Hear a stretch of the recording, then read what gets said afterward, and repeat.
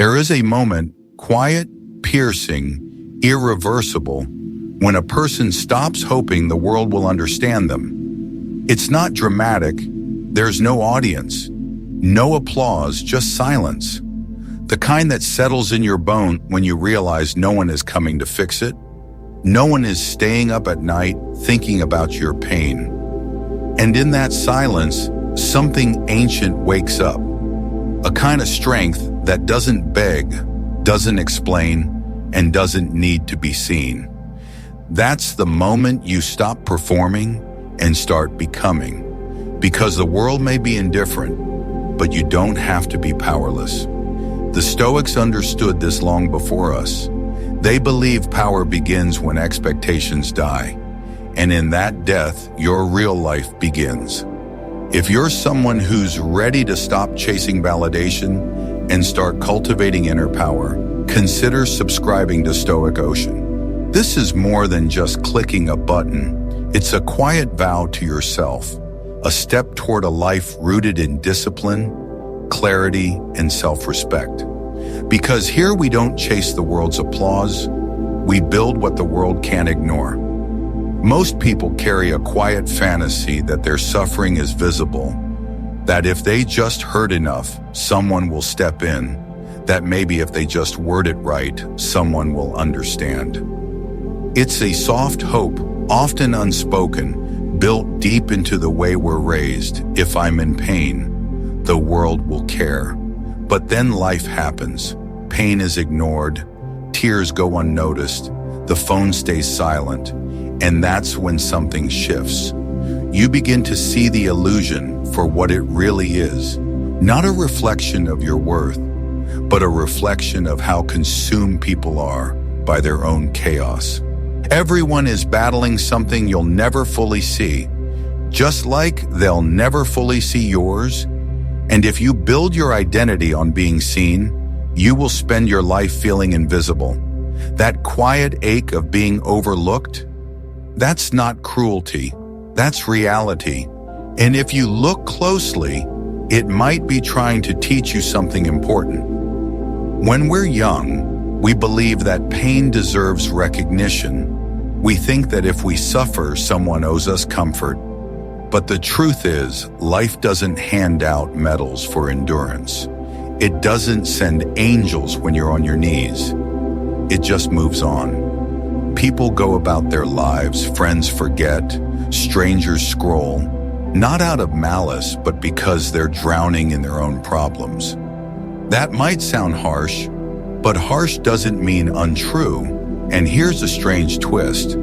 That realization, painful as it is the first step toward becoming free. Because once you stop expecting the world to respond to your pain, you stop waiting, you stop freezing your life in hopes that someone will notice you're stuck. You begin to move for reasons that have nothing to do with applause. Carl Jung once said, "The world will ask you who you are, and if you don't know, the world will tell you." But what he didn't say, what you learn through experience, is that most people don't ask because they care. They ask so they can fit you into a box that makes sense to them. They don't see you, they see their idea of you, and when you stop performing for that gaze, you finally start living for something real. There's a kind of sorrow that comes with realizing you're not the main character in anyone's story but your own. It's not rejection, it's simply gravity. No one owes you understanding. No one is required to hold your hand through the fog.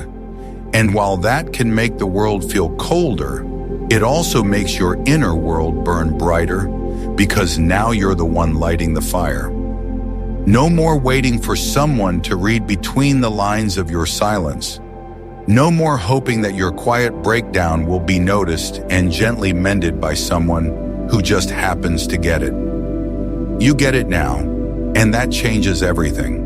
That disappointment, the one that used to sting, becomes something else. It becomes clarity, and clarity is the first real freedom. This is where the Stoics found their strength, not in being untouched by pain, but in refusing to outsource their healing. Marcus Aurelius reminded himself daily, "Do not waste what remains of your life in speculating about your neighbors." In other words, stop hoping someone else will see your wounds and name your value. The more you focus on being seen, the less you see yourself. And ironically, the more invisible you become. You become noise in someone else's life rather than signal in your own. But when you finally let go of the hope that others will witness your suffering and give it weight, that's when you begin to build something indestructible. Not because you're harder, but because you're clearer. You start noticing how much of your identity was shaped around being seen, around the belief that someone, somewhere, should care. And when they didn't, you took it personally. But here's the truth no one likes to admit. Just because people don't care doesn't mean you're unworthy. It just means they're human, flawed, overwhelmed, distracted, just like you. The game was never about being seen. It was about waking up to the fact that you were always watching. You've been the one living inside your mind this whole time. You've been the only witness to the full weight of your thoughts. That's not a curse. That's a gift, because it means you are the one with the power to change your narrative, not them. There's power in being unseen. There's clarity in walking without needing an audience. Epictetus said, "Don't explain your philosophy, embody it." And that's what happens when you stop hoping to be seen. You start becoming, not for attention, not for recognition, but because something inside you refuses to stay small. The pain that once felt unbearable becomes your blueprint. The silence that once haunted you becomes your teacher. The solitude that once scared you becomes your home.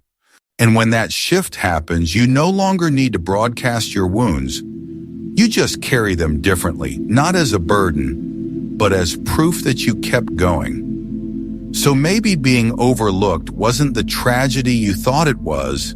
Maybe it was the beginning, the slow, quiet death of illusion, and the birth of something real, something solid, something that no longer seeks validation because it's too busy building something permanent. You don't need to be seen to become something great. You need to see yourself clearly, honestly, without decoration. That's where everything changes. That's where your real life begins. When no one listens, something unexpected happens. You start listening to yourself, not the surface voice, the one that echoes what others expect from you, but the quieter one underneath, the one you've ignored because it wasn't loud enough to compete with noise of the world. But in absence of applause, silence grows roots. You begin to hear your own thoughts more clearly, not as background noise, but as guidance. It's strange at first, uncomfortable even. You're used to checking your reflection in eyes of others. But when those eyes turn away, you learn to see yourself from the inside. And that's when something shifts.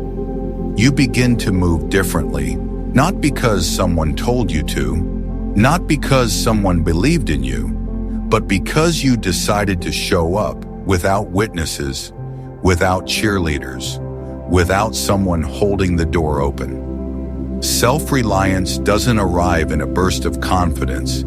It arrives slowly, often disguised as loneliness.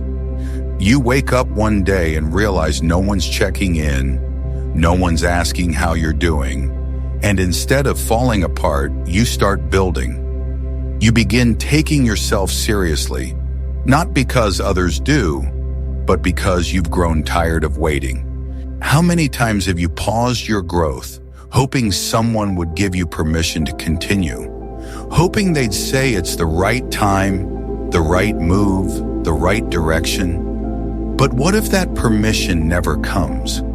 What if no one ever says you're ready? Would you stay frozen forever? Or would you finally claim the authority that was always yours?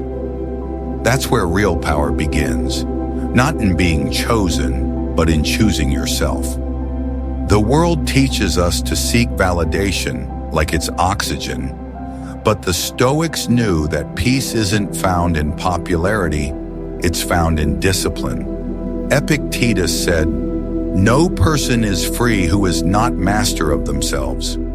Freedom doesn't come from being supported. It comes from knowing that even when you aren't, you will continue. That even when the room is empty, you'll do the work anyway, and not out of bitterness, but because the work matters, because you matter. When you understand that, showing up stops being a performance. It becomes an act of self-respect. And in that quiet, a new relationship forms, not with the world, but with your own mind. You begin to trust it more. You ask it what it needs. You listen to the fatigue in your body, the pull in your gut, the fire behind your chest. You stop outsourcing your intuition. You stop living reactively. Carl Jung once said, "Who looks outside dreams, who looks inside awakes." That awakening doesn't feel like a dramatic breakthrough. It feels like subtle, consistent decisions that build a foundation under your feet. You start keeping your promises to yourself. You go for the walk. You write the words. You say no when something drains you. These aren't loud acts, but they build something no one can see from the outside. Trust and trust in yourself is the currency of freedom. There's a quiet kind of strength that develops when you realize you are your own backup plan. When the silence doesn't scare you anymore. When you don't need to announce your every move or explain your every feeling. When you don't beg for someone to notice that you're trying. Because you know the effort you're making. You know the storms you've walked through. You know what it took to still be here. Choosing growth instead of collapse. That's not arrogance. That's integrity. You're no longer performing for the world. You're becoming for yourself. There will still be moments of doubt. Moments when you wish someone would say, "I see you," but now you don't depend on it. You no longer fall apart in its absence. You carry yourself with the quiet awareness that you've earned your own respect. And that's rare. That's what makes people pause when you enter a room. Not because you demanded attention, but because your energy says, "I don't need it." Seneca once wrote, "The greatest empire is to rule oneself." And ruling yourself doesn't look like perfection. It looks like consistency in the face of invisibility. It looks like doing what matters even when no one applauds. It looks like holding your standards high, even when no one is watching. When you build from that place, you're no longer dependent on external structure. You become the structure. You don't collapse when someone pulls away. You don't unravel when someone misunderstands you, because your foundation was never built on their understanding in the first place. It was built on clarity, on quiet decisions made in solitude, on the strength of waking up and moving forward again and again, because that's who you've chosen to become. And this is the most important part. Once you begin to rely on yourself in this way, you stop resenting others for not being who you needed. You release them. You stop waiting for them to return, to notice, to explain. You no longer tie your progress to their presence. You move regardless, not with coldness, but with grace. You become free, not because the pain is gone, but because it no longer defines the path. You carry it, but it doesn't carry you. That's what true self-reliance looks like. Not an absence of need, but a deep inner steadiness that says, even if no one sees me, even if no one comes, even if no one helps, I will keep going. because this life is mine to live, and I will not wait for anyone to give me permission to become who I was always meant to be. And we live in a world that rewards exposure. Every feeling must be shared, every wound displayed, every moment of struggle turned into something others can comment on. The more visibly broken you are, the more attention you receive. But not all attention is healing. Some of it is hollow. Some of it keeps you dependent on being seen as wounded to feel connected. And slowly, without realizing it, you begin to perform your pain. You start editing your suffering, packaging it for sympathy. You turn real emotions into content, thinking it will bring you closer to others, but it doesn't. It just makes your healing public property. What was once sacred becomes consumed. What was once your inner world becomes a storyline for others to follow and forget. There's a difference between honesty and emotional performance. One comes from depth, the other from habit. One is quiet, the other rehearsed, and most of us were never taught the difference. We confuse expression with healing. We think that just because we talk about it, we've worked through it. But sometimes the more you speak of a wound, the more it stays alive. Not everything needs to be narrated. Some things need to be felt, endured, integrated in silence. The Stoics weren't emotionless, they were composed. They believed in feeling deeply, but without letting those feelings control the trajectory of their lives. Marcus Aurelius in his Meditations wrote, "Be like the cliff against which the waves continually break, but it stands firm and tames the fury of the water around it." He didn't mean suppress emotion. He meant don't let it become a performance. Let it become presence. We've become conditioned to believe that silence is weakness, that if we don't express every feeling, we're hiding.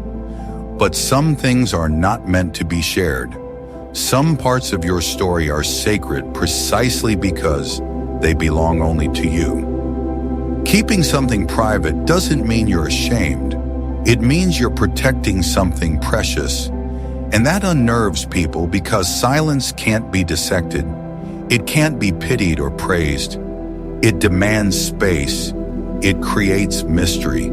And mystery, especially in a world addicted to access, feels threatening. Carl Jung spoke often of the shadow, the parts of ourselves we bury or project.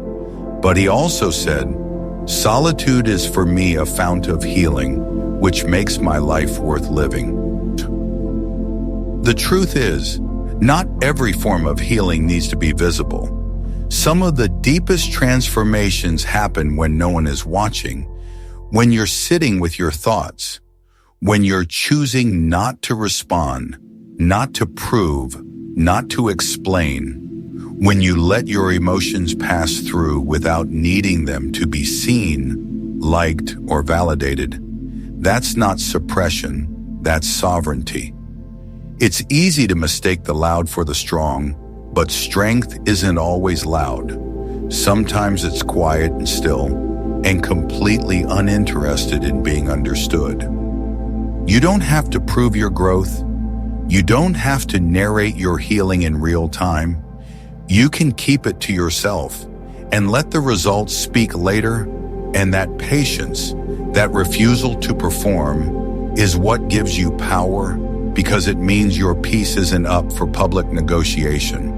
There's a kind of beauty in becoming unexplainable, in being someone who no longer shares every emotional bruise just to receive softness in return. You learn that not everyone deserves access to your struggle, not because you're hiding, but because you've stopped offering your pain as a way to earn connection. When you stop broadcasting your wounds, you stop attracting people who are only there to observe the damage, and slowly you begin attracting people who respect what you've built in silence.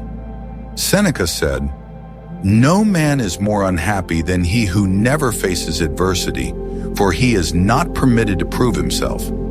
But once you've faced adversity and grown from it, you don't need to display the scars to justify your strength. You don't need to keep reopening wounds to remind others of what you've endured.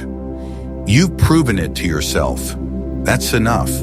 The moment you realize your emotions are not a currency for attention, you stop spending them so carelessly. You start guarding your inner life like something rare, because it is. And in that guarding, you find clarity. You start to realize how much energy was spent explaining what didn't need to be explained. You feel how much power was lost in asking to be understood by people who didn't have the depth to understand themselves. You watch how the crowd celebrates vulnerability, but forgets to mention that real vulnerability isn't exposure, it's discernment. It's knowing when to speak and when to remain silent. It's choosing who gets to see the real you and who only gets the surface. You don't need the world to validate your emotions for them to matter. You don't need to turn your pain into art just to justify why it hurts. You can hold that pain quietly. You can heal without display. You can grieve without an audience. And when you do, something incredible happens. You stop fearing the silence. You begin to feel at home inside it because it no longer feels like abandonment. It feels like return, a return to yourself, a return to what's real. There's nothing wrong with expressing emotion, but when expression becomes a performance, it robs you of your power. Sovereignty begins the moment you choose presence over performance. The moment you stop explaining yourself to feel safe. The moment you realize your peace isn't fragile, it's forged in solitude. And when others can no longer predict you through your emotional patterns, they start to respect the depth they can't access. Not because you became colder, but because you became wiser. You don't owe anyone a front row seat to your healing, and you don't need to bleed in public to prove you're human. Some things are meant to be held close. Some truths are meant to be whispered only to yourself. That's not hiding. That's maturity. And in a world that glorifies noise, that kind of quiet becomes its own form of rebellion, its own form of freedom. Before we continue deeper into this journey, I want to take a moment to thank you for being here with me today. If you're finding value in these Stoic teachings, consider subscribing to Stoic Ocean, where we explore practical wisdom for modern life together. Your support helps us continue creating content that matters, that transforms, that lasts. Rejection feels personal because it touches something primal in us, the need to belong, to be seen, to be accepted as we are. But often, what feels like rejection is actually redirection. You weren't dismissed because you lacked value. You were pushed aside because your depth couldn't be digested by shallow eyes. Your silence was mistaken for absence, your self-containment for coldness. You were misunderstood not because you failed to express, but because you carry a frequency most people aren't tuned to. That doesn't make you wrong, it makes you rare. The world, for the most part, doesn't recognize nuance. It celebrates what's easy to label, easy to consume, easy to predict. So when you don't fit into those neat boxes, you become inconvenient. And in a world rushing to categorize, inconvenience is often discarded before it's explored. It's easy to internalize that as a flaw. To think if I were louder, if I smiled more, if I softened my edges, maybe I'd be accepted. But that's the trap, the belief that your value lies in being legible to others. You weren't made to shrink into their comprehension. Carl Jung wrote, "The privilege of a lifetime is to become who you truly are, not who others can easily understand, not who fits the mold, but who you are when no one is watching and you've stopped trying to be approved." That kind of authenticity often comes at the cost of comfort.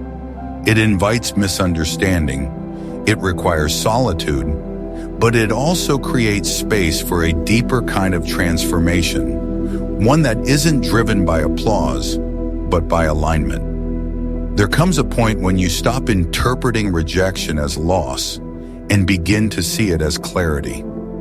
Every person who overlooks you, every space that doesn't welcome you, every silence that follows your presence, it all reveals something not about your worth, but about where your energy doesn't belong. That insight is priceless. It saves you years of self-doubt. It teaches you to invest where you're valued, not just tolerated. And once you learn that, you stop chasing explanations. You stop wondering why someone didn't choose you. You realize that not being chosen was the blessing because it gave you back to yourself.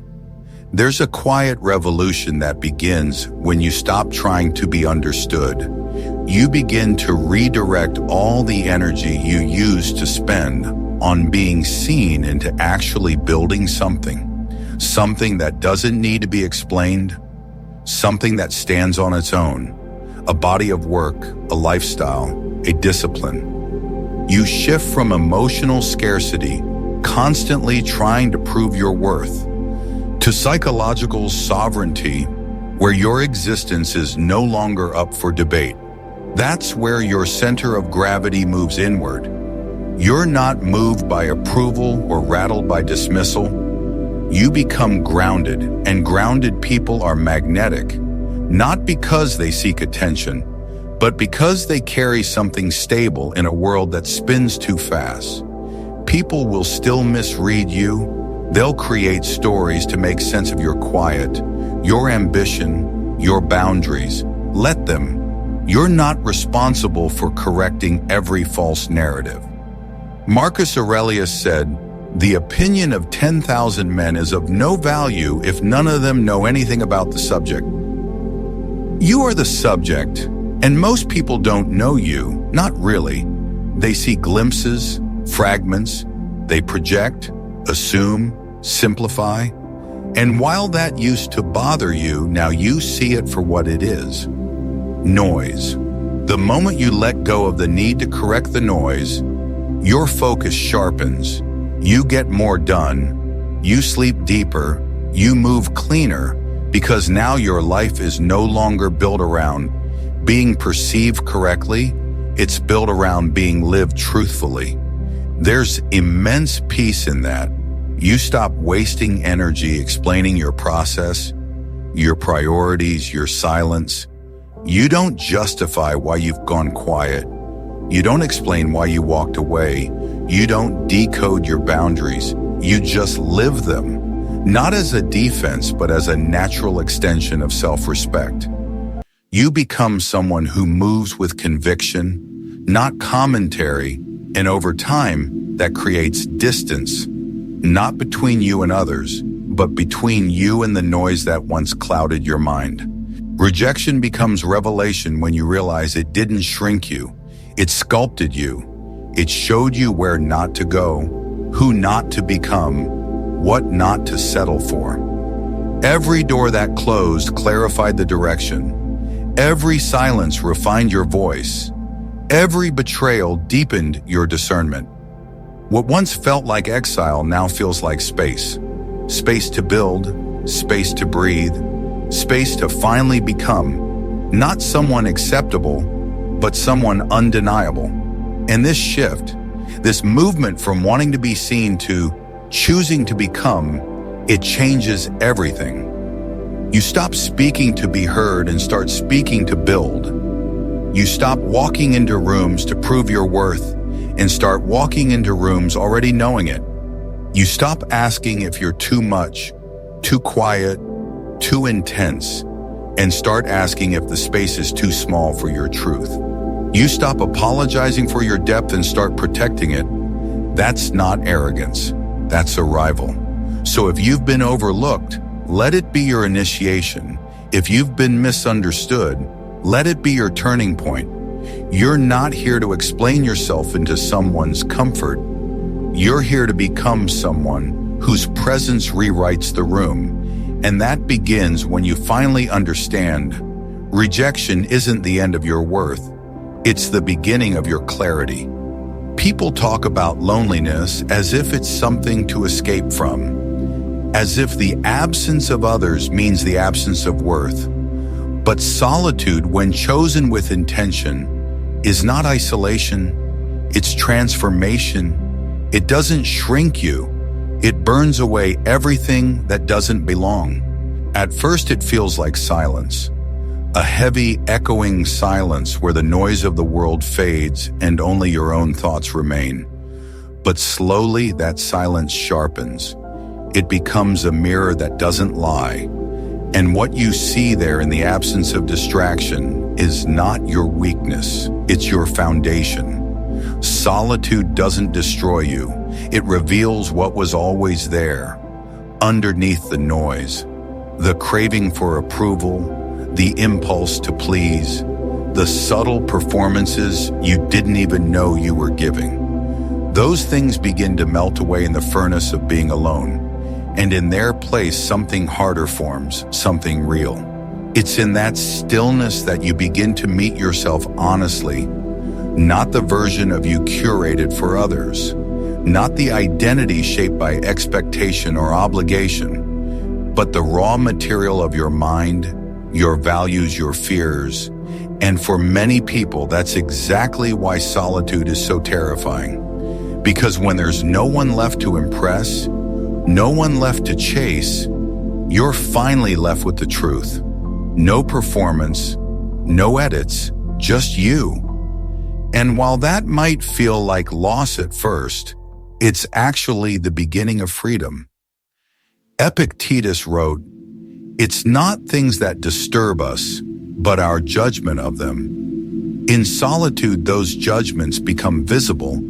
You start to realize how many of your thoughts aren't yours, how many of your fears came from someone else's voice, how much of your identity was built on avoiding rejection rather than seeking truth. This is where the internal alchemy begins. The discomfort doesn't disappear, but it transforms. What once felt like loneliness starts to feel like privacy. What once felt like exile begins to feel like clarity. You start hearing your own voice louder than the world's opinions. And that voice, uncensored, unpolished, unafraid, teaches you how to live. You begin to understand that peace isn't found in a full calendar or a full room. Peace is found in presence, in being able to sit with yourself and not flinch, to feel the weight of your own mind and not run from it. That's not detachment, that's mastery. Carl Jung said, "The man who looks outside dreams. The man who looks inside awakes." Solitude is what forces you to look inward, to awaken. And with that awakening comes a kind of responsibility. You can no longer blame the noise for your confusion. You can't blame others for your stagnation. It's just you now, and that's where the power begins. Because the moment you stop externalizing your life, you reclaim the ability to direct it. You're no longer waiting for someone to come save you, validate you, or guide you. You start building your compass from the inside out. And that compass points to something sturdier than attention. It points to integrity. Most people avoid solitude because they don't like what they feel when everything else is stripped away. But that discomfort is exactly what makes the process necessary. You don't become strong by avoiding yourself. You become strong by confronting what's unhealed, unclear, and uncertain, and doing so without an audience. That's the difference between solitude and isolation. Isolation is running away. Solitude is running deeper. And in that deeper place, your resilience is formed. Quietly, consistently, without applause. You begin to make decisions differently, not from a place of will this be accepted, but from a place of Does this align? You start trusting your instincts more because you've spent time with them. You've listened long enough to separate intuition from insecurity. And that's a level of self-knowledge that can't be taught.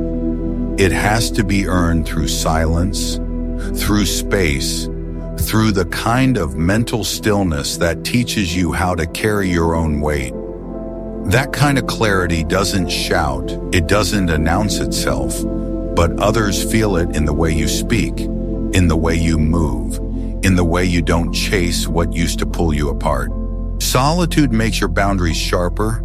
You stop saying yes just to avoid disappointing someone. You stop engaging in conversations that drain your spirit. You learn that no is not unkind, it's honest. And honesty, when cultivated in solitude, becomes a way of living. You don't need to prove anything anymore. You don't need to justify your distance or explain your focus. You simply live it because you've done the work in silence, and now your energy speaks for itself. Seneca once wrote, "We suffer more in imagination than in reality." Solitude helps you see the difference. It pulls you out of imagined disasters, false narratives, and inherited fears. It plants you in what's real, and in that soil, something unshakable grows. A sense of self that doesn't shift with trends. A direction that doesn't wobble when misunderstood. A strength that isn't loud but lasting. When you return to the world after time alone, you come back different, not distant, but deliberate, not bitter, but bounded. You don't speak to be heard. You speak because your words come from stillness, not from noise. You're not easily swayed, not easily shaken, because you know the ground you stand on. You built it yourself, one quiet moment at a time. So no, solitude isn't punishment, it's preparation. It's the training ground for self-trust, self-respect, and self-direction. It's not where life ends.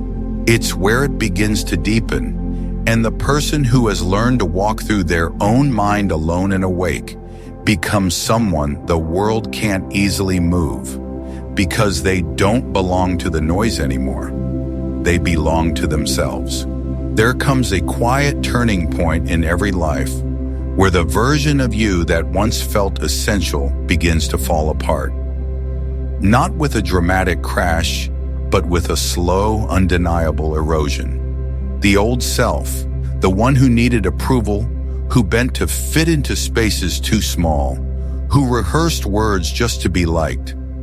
That self begins to feel heavy, outdated, false. You try to carry it a little longer out of habit, out of fear, maybe even out of guilt. But it drags, it stiffens, and eventually it begins to rot. That's not failure, that's evolution. When something dies within you, it isn't always a loss. Sometimes it's the first breath of something deeper. The start of a more honest existence. At first it's disorienting. You don't feel quite like yourself anymore.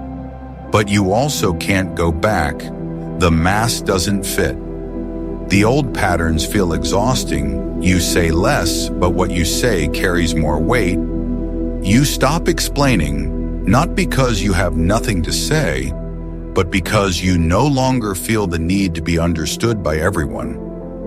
The chase for approval fades, and in its place, something steady begins to grow. You move with more intent.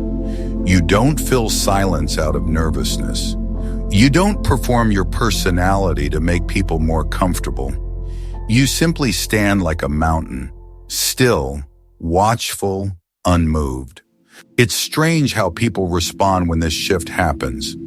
Some distance themselves, others question what changed. They'll say you seem colder, more distant, less fun. What they're really sensing is that you've stopped making yourself available for emotional labor you never consented to in the first place. You've withdrawn from the game of constant reassurance, of being overly palatable. You're no longer addicted to being liked. And that absence makes people uncomfortable because now they can no longer predict you, and unpredictability in someone who once conformed feels threatening to those still clinging to old versions of who you were. But here's what they don't see. That version of you needed to go. It needed to fall away so you could finally move freely, so you could stop editing your truth to fit someone else's narrative. Carl Jung once wrote, "We cannot change anything unless we accept it. Condemnation does not liberate, it oppresses." You didn't kill your old self out of hatred. You outgrew it out of truth. You stopped condemning your need for space, your desire for solitude, your craving for a simpler, quieter strength. And in that acceptance, the old self was released, not as a punishment, but as a rite of passage. You don't need to explain this process to others. The people who truly understand won't ask, and those who don't were never meant to walk with this next version of you anyway. You start to notice who respects your silence and who only knew you for your noise. You realize who valued your essence and who only loved your accessibility. That clarity is painful but necessary. It separates the seasonal from the lifelong. It refines your circle. It clears the emotional clutter you were too polite to discard, and it makes space for alignment. Marcus Aurelius wrote, "The impediment to action advances action. What stands in the way becomes the way." That's what the disappearance of your old self is. It feels like a loss, but it opens a path where you no longer chase connection, but attract it by being grounded. A path where you don't need to be known by many to feel known within yourself. You don't seek mirrors in others anymore. You found your own reflection, and it's enough. There's something sacred about becoming someone who no longer needs to announce their change. You don't post about it. You don't campaign for recognition. You just live differently, and the difference becomes impossible to ignore. People feel it in your energy, your decisions, your detachment from petty dramas. They sense a calmness in you that can't be faked because it came at a cost. It was earned in the quiet dismantling of your former self, in the nights you doubted everything and still chose to continue, in the moments where you wanted to explain but chose instead to evolve. You're no longer triggered by the same things. You're no longer drawn to the same conversations. You no longer feel the pull to be constantly available. And at first that feels like loneliness, but then it becomes something else. Freedom, because you realize you were never really connected to those people, those places, or those roles. You were connected to who you had to become in order to stay there. And now that person is gone. Seneca said, "Every new beginning comes from some other beginning's end." This isn't just a shift in mindset. It's a rebirth. And like all rebirths, it's quiet at first, underrated, uncelebrated, but incredibly real. And with time, it becomes undeniable. Not because you announce it, but because you embody it. You become someone who moves with quiet authority, who doesn't need to explain their values because they live them. Someone whose absence speaks just as loudly as their presence used to, not out of pride, but out of peace. The old self was necessary. It got you here. It learned the hard lessons, absorbed the wounds, fought for belonging, but its time is over. You don't owe it anything except gratitude and release. And now in its place, you stand clearer, stronger, unapologetically. You're no longer looking back for validation, no longer reaching forward in desperation, but grounded here, now, whole, and that more than anything is what makes you impossible to categorize. Because you've stopped being what the world told you to be. You've become who you were always meant to be. True presence doesn't come from how much you say or how loudly you say it. It comes from how little you need to say. There's a kind of quiet power in someone who has stopped seeking validation, a kind of weight in their stillness. You feel it when they walk into a room and don't try to control the space. They simply are. They don't need to announce their presence because their energy carries it for them. They don't push to be noticed, yet they're the one people watch. It's not arrogance. It's not performance. It's the confidence of someone who's no longer hungry for permission to exist in a world obsessed with appearances. That kind of restraint is rare, and because it's rare, it's magnetic. You begin to realize that real strength is quiet, not hidden, but uninterested in performance. It's the product of someone who has met their fear and sat with it, someone who has walked through pain without turning it into a show, someone who doesn't need to posture or puff up because they're not operating from a place of insecurity. They've already faced the abyss and came back without needing to prove anything to anyone. Carl Jung once said, "A man who has not passed through the inferno of his passions has never overcome them." When you've done that kind of internal work, it changes how you move. It changes how you speak, or how often you choose not to, because now silence becomes a statement. You stop reacting to every opinion. You stop defending your every move. You let go of the compulsion to clarify yourself to those committed to misunderstanding you. Not out of apathy, but out of alignment. You understand now that if someone doesn't feel your value, no amount of words will make them see it. And if someone does feel your value, you won't have to convince them. So you conserve your energy.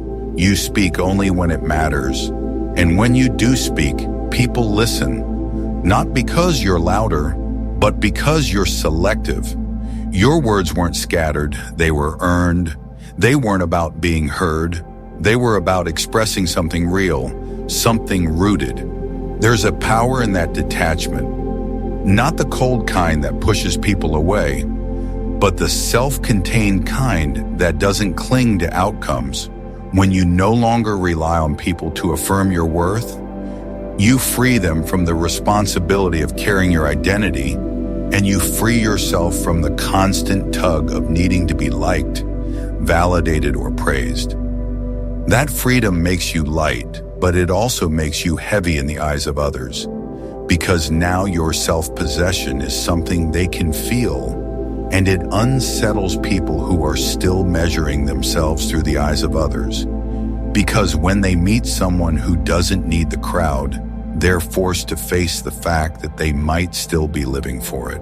Marcus Aurelius wrote, "Waste no more time arguing about what a good person should be one." Mana, that's the essence of commanding without words. You don't try to be impressive, you just embody what you value. And the irony is, when you stop trying to be impressive, you often become unforgettable. Not because you shouted, but because your silence had depth, because your stillness had direction, because you weren't trying to win the room, you were rooted in something deeper than performance. People mistake detachment for disinterest. But true detachment is the highest form of clarity. It means you can engage without being absorbed. You can be present without being performative. You can care without clinging. And that clarity speaks louder than charisma. Because when someone can't be shaken by judgment, can't be baited into overreacting, can't be swayed by flattery or criticism, they start to feel like an immovable force. And we don't just respect forces, we adjust ourselves around them. This is what sets apart the grounded from the attention-hungry. The grounded don't compete for the spotlight because they carry their own light. They're not chasing the next compliment or performance-based connection. They're building something quiet but lasting, something that doesn't crumble when the room goes silent. something that doesn't shift with public opinion. And people notice, they always do, because in a culture that rewards the loud, the steady become mysterious. The ones who don't need to prove themselves start to feel like they've already proven something far more important. Self-mastery. There's no need to chase recognition when you move with intention. No need to explain your pace when you trust your timing. The less you say, the more room others have to feel what you are. And when your presence is built on depth, not performance, it leaves an imprint, not because it was loud, but because it was grounded. Epictetus said, "First say to yourself what you would be, and then do what you have to do." Quiet power is built on that principle. You decide who you are, and then you live it, not for applause, but for alignment. So if you've ever wondered why certain people command attention without asking for it, this is why. They don't chase it. They don't ask for it. They simply move in alignment with who they are. And that kind of presence, grounded in inner stillness, always speaks louder than noise. It doesn't need to shout, it just is. There's a strange kind of freedom that arrives the moment you stop needing care. Not because you've become bitter or numb, but because you've finally outgrown the illusion that your strength should depend on how others treat you. It's the point where a subtle but permanent shift happens inside. The world no longer has the same power to shake you. Its silence doesn't unsettle you. Its applause doesn't seduce you. You begin to move from a different place, from a center that doesn't ask for permission, doesn't beg to be seen, and doesn't fall apart when it's ignored. That's the paradox. You only gain real power when you stop needing to be rescued, not from pain, but from the discomfort of being alone in your truth for a long time. We're taught to believe that care from others equals safety, that we must be heard to feel real, understood to feel valid, held to feel whole. But there's a deeper truth underneath all of that. The truth that power isn't something given to you by attention, love, or recognition. It's something built in silence, brick by brick, with choices you make when no one's watching. That's why once you stop craving emotional resources of others, something remarkable happens. You start becoming your own source, and when you do, you realize you were never powerless.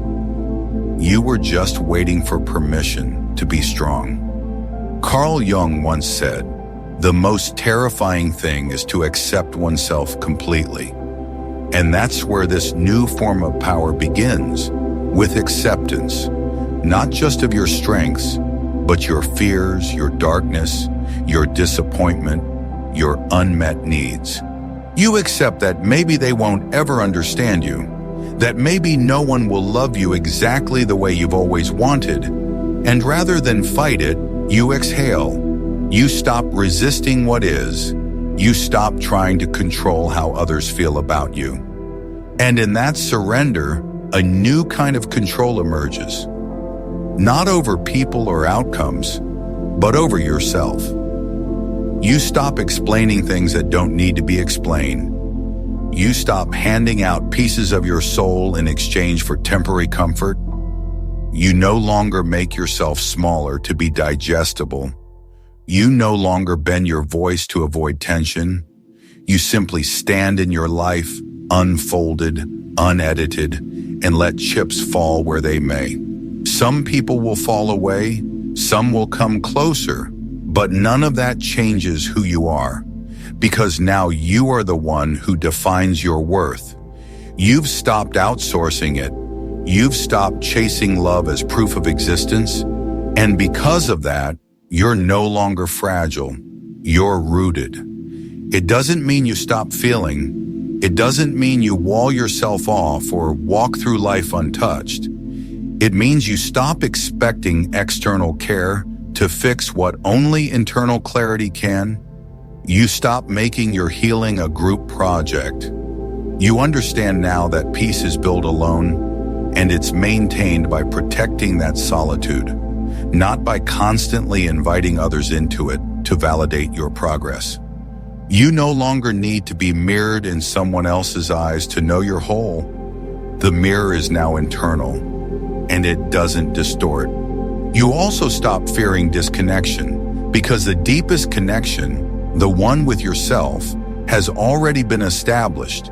That's what makes you strong, not cold, not distant, but self-contained. People can come and go, you can love and be loved, but your foundation doesn't shake with their presence or their withdrawal. That's not detachment from life. It's engagement on your own terms, and that's what true autonomy looks like. You stop being a guest in your own mind. You become the architect. Marcus Aurelius once wrote, "You have power over your mind, not outside events. Realize this, and you will find strength." When your attention is no longer hooked by who notices you, who cares, who claps, or who stays, you redirect that energy inward, not in isolation, but in intention.